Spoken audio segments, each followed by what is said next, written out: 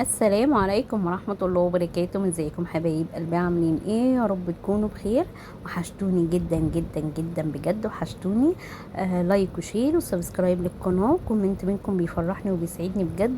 وشكرا لكل حد بيقول لي انتي بتأخري ليه وكده. ربنا يكبر بخاطركم يا رب زي ما بتكبروا بخاطري. تعالوا بقى كده معايا كمية من اللحمة المفرومة، تعالوا نشوف هنعمل بيها ايه. ومعايا رغيف فينو ومعايا بقدونس، هنعمل كده كذا وصفة للكفتة حلوة جدا. جبت رغيف كيفين وكده وفتحته نصين عشان عايزة بقى اللبة اللي جوه دي، وهبله مية كده وهركنه على جنب لغاية ما يبوش معايا خالص. هو الفينو ما بيستحملش وبيبوش على طول. حلو الكلام. ومعايا بقى بقدونس، دي يعني نص ربطة من البقدونس. لو الربطة صغيرة ممكن تحطي الحزمة كلها، لكن انا حطيت نصها بصراحة. وبصلاية واحدة، بصلاية واحدة لنص كيلو مفروم. تمام. ما تكتريش البصل عشان الكفتة ما تفكش منك. سبب من اسباب ان الكفتة بتفك منك، بتكتري البصل فبتنزل المية بتاعتها، فبالتالي بتفك معاكي. تمام. وجبت بقى كده البولة دي. تمام. وهفك بقى نص كيلو من المفروم. المفروم دوت مفيهوش اي دهن يعني ولا اي حاجه. معايا بقى البوله اللي قدامكم اللي فيها ابيض ده، هو ده. دي ليا. تمام. هحط كده كميه من معلقتين كبار من الليا، وهحط توم مفروم.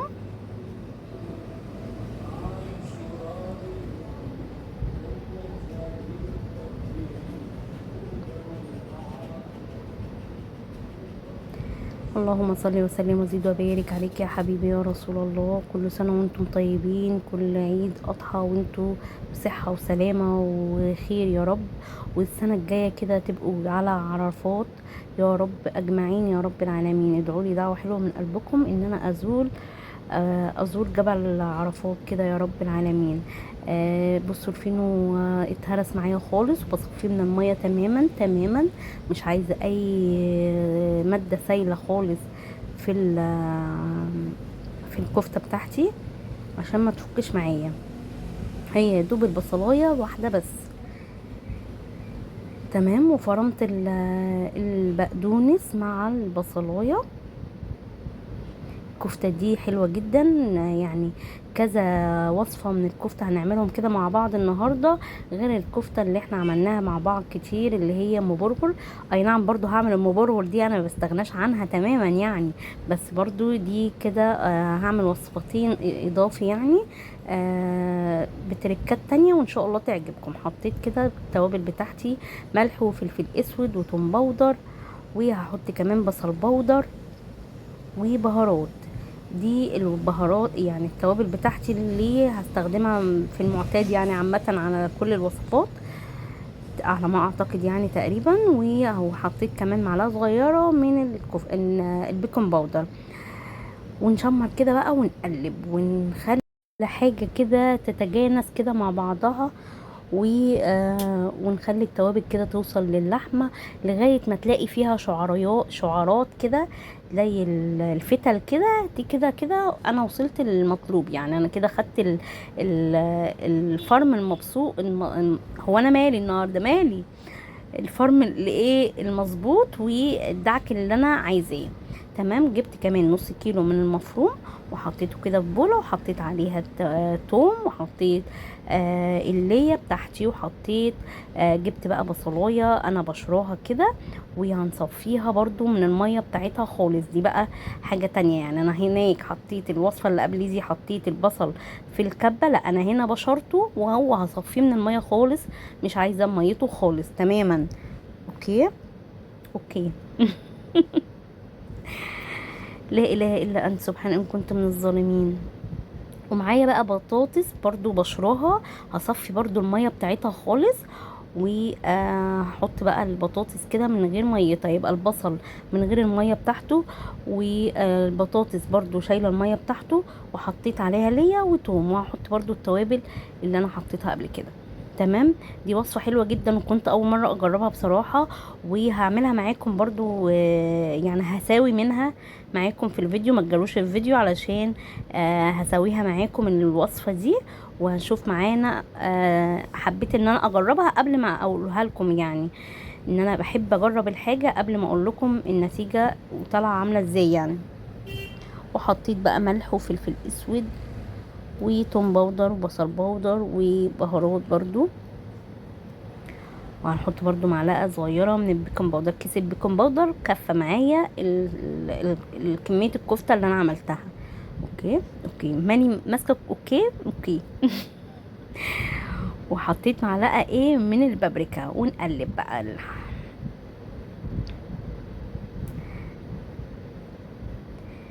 بصوا البشر بتاع البطاطس بصراحة كنت خايفة منه ان هو لما الكفتة تستوي يا ترى هتبقى شكل البطاطس دي عاملة ازاي. طيب هتبقى بارزة كده من الكفتة نفسها طالعة لبره ولا ايه. فكنت بصراحة قلقانة منها. انا سويتها حطيتها زي الكفتة العادية في صينية، وده حطيت مادة دهنية ودخلتها الفرن. وممكن كمان نعملها بطريقة تانية، ان انا هعملها زي القرصة، زي الطعمية مثلا او زي اي قرصة، وهعملها بالبيض وبقسماط وتتقلي في الزيت برضو. دي خطيرة. فانا جربت معاكم النهاردة ان شاء الله لما تشوفوها معايا بعد السوا ان انا حطيتها في الفرن على طول، وهعملها معاكم برضو ان شاء الله بالبيض والبقسماط. دي كده الوصفة التانية. نيجي بقى للوصفة التالتة اللي احنا عارفينها وان انا ما اقدرش استغنى عنها خالص. حطيت بصلاية في الكبة، وحطيت توم، والبرغل انا نقعاه برضو يعني نص كوباية كده. على برضو انا مش عاملة كمية كتيرة، حطيت نص كوباية بس كده ونقعاها في المية. وناخد برضو البرغل بس ونصفي المية بتاعته خالص، ونحط اللية.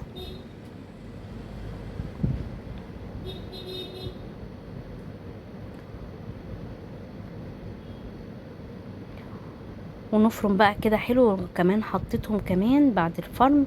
ونحط التوابل: ملح، فلفل اسود، كل حاجة يعني. الملح على قد ما تقدري تظبطي الملح بتاعك علشان ما يطلعش الحاجة حادقة منك. توم باودر، بصل باودر، وحطيت كمان بهارات.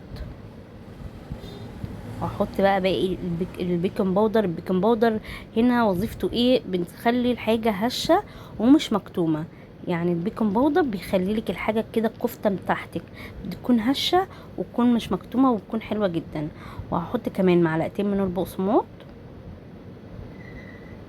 وبس كده، ونشمر ونعجن بقى.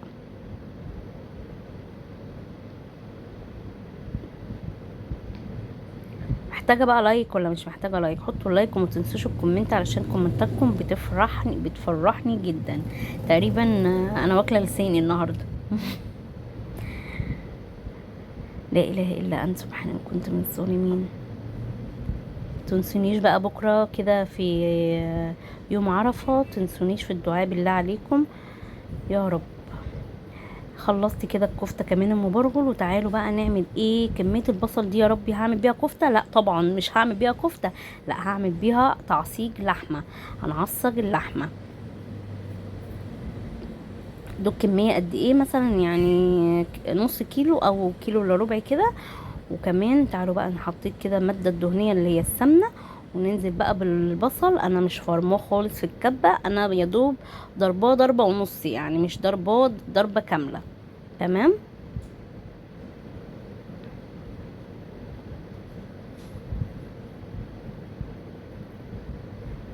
يلا بقى بقول لكم محتاجه تسقيفه كده بقى. يلا سقفولي وحطوا اللايك. هفضل بقى ان انا اقلب في البصله دي لغايه ما تدبل معايا. انا مش عايزاها تحمر خالص، انا عايزاها تدبل معايا. وفي المرحله دي هنزل بقى باللحمه بتاعتي. نحط فلفل اسود ونقلب. هديها تقليبه واحده وبعدين هحط الملح علشان بقى تستوي بقى كده. انا مش مستعجله عليها. الملح لو انت مستعجله على الحاجه ما تحطيش الملح في البدايه، لكن انا عايزاها تسيبها براحتها على النار وتاخد بقى الملح بتاعها من اوله كده. فحطيت الملح وان هي بقى تستوي براحتها على النار. تمام. كميه اللحمه ما شاء الله كانت زي كبيره على الحله. فهنقل بقى هنقلها في حله تانية.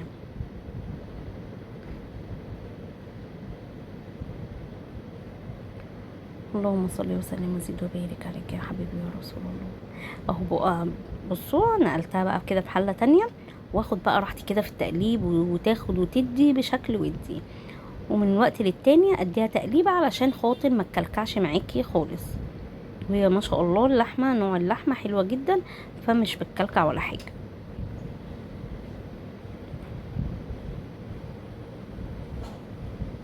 تعالوا بقى نعمل مع بعض الكفتة اللي انا عملتها معاكم، اللي هي بالبطاطس دي. حطيت مادة دهنية كده، زيت او سمنة في الصينية، وهصبحها كده بسرعة، يعني فاهمين، عملتها على السريع، اللي هو كمان مش حاطة ولا صيغ ولا اي حاجة ان انا اصبع عليها يعني. بصوا بسرعة كده. والمية البصل اللي هي كانت طالعة منها، لو تفتكروا معايا في بداية الفيديو، ان انا ما رميتهاش، انا ببل ايدي بيها وبصبع بيها.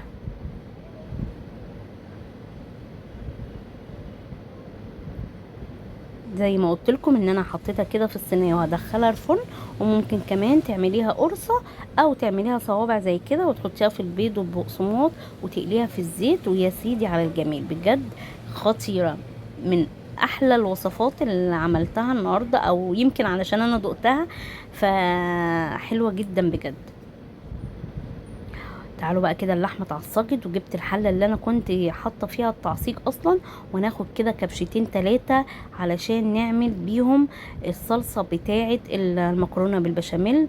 دي بقى كده ان شاء الله هنعملها معاكم في رمضان، بس ايه انا قلت بجهزها يعني. تمام. في ناس بتعملها بتحطي عليها معجون طماطم جاهز، وانا بحب بصراحه ان انا احط عليها طماطم فريش، بتدي طعم احلى. كل اللي يعتبر اليوتيوبر بيعملوها بمعجون طماطم، لا انا بقى جربيها بالطماطم نفسها، بجد بتفرق جدا، خطيرة. جبت حلة كمان وحطيت بقى كده بصلاية، ونعمل بقى حبة مكرونة جنب الكفتة اللي انا خدتها دي. تمام. فهعمل بقى حبة مكرونة كده. بصوا الحلة اللي هناك خالص، اللي المغطى اسود، المقيد اسود دي حاطة فيها المية بتاعة المكرونة، وبسلق المكرونة. والحلة اللي في النص اللي هي فيها اللحمة المفرومة والصلصة بتاعة البشاميل، المكرونة بالبشاميل. تمام. وهنا بقى بعوز ان انا احمر البصلة شوية، يعني سيكة زيادة عن التعصيق خالص. تمام. واروح حاطة عليها مع صلصة الطماطم. طعم الصلصة او طعم الطماطم نفسها لما بتتسبك بتفرق جدا، وبتبقى طعمها احلى بكتير من المعلبات يعني. بصوا الكفتة كمان طلعت، وحطيت لها كمان حتة فحم، ما هو بقى لازم اكيف نفسي.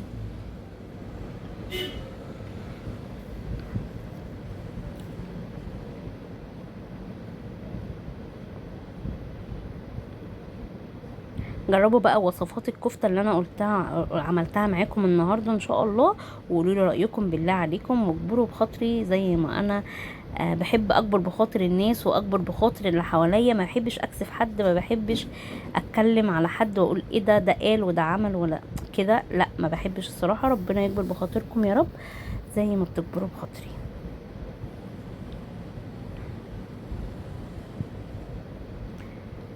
غرفت كمان المكرونة. بصوا يا سيدي على الجميع، انا بحب ريحة الفحم جدا جدا، في يعني لو عايزة احط على المكرونة فحم هحط كمان.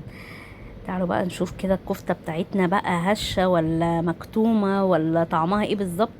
اللون المحمر ده من ايه، من البابريكا. تمام. خلاها محمر كده وحلوة.